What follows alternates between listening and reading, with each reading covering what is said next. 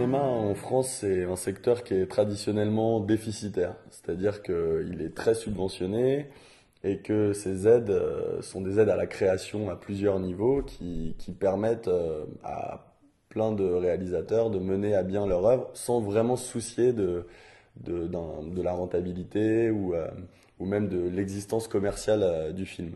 Luc Besson, à l'intérieur de ça, c'est un peu l'inverse. C'est pour ça qu'on l'appelle le plus américain des réalisateurs producteurs français. C'est que en amont, dès la façon dont il pense ses films, dont il les conçoit, dont il fait des suites, tout est conçu pour être rentable et pour être diffusé le plus largement possible.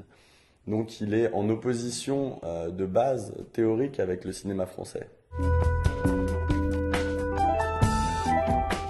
Le système Besson, c'est aussi une façon d'agréger différents types de réseaux, c'est-à-dire politiques.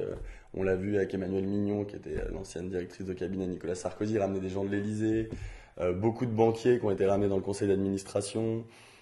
C'est aussi être capable de se servir de son nom. On ne refuse pas un rendez-vous à Luc Besson, nous explique un universitaire, pour aller toquer à toutes les portes, voire même des gens de différents bords politiques, tant de gauche que de droite. Et au bout d'un moment, parfois, le terrain devient glissant quand le politique se mêle à la finance ou aide un projet privé à se réaliser. Et c'est comme ça que la Cour des comptes finit par s'intéresser à la Cité du cinéma.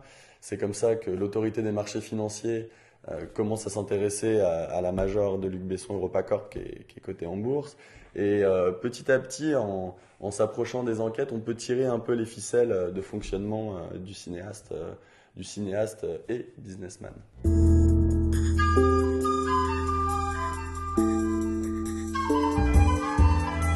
Au moment où on s'intéresse à ces stratégies boursières, par exemple, on révèle l'existence d'une enquête de l'autorité des marchés financiers, de l'AMF.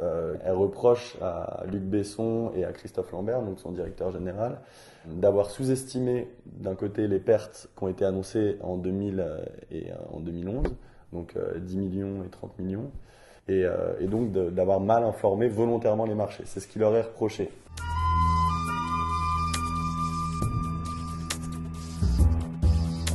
J'ai découvert au fait avec son premier numéro il y a 1 an, et ce qui m'avait plu c'était le côté on s'intéresse, on trouve une histoire et on en fait un cas clinique et on la découpe un peu au scalpel pour observer à toutes les étapes ce qui peut se passer dans le secteur économique traversé.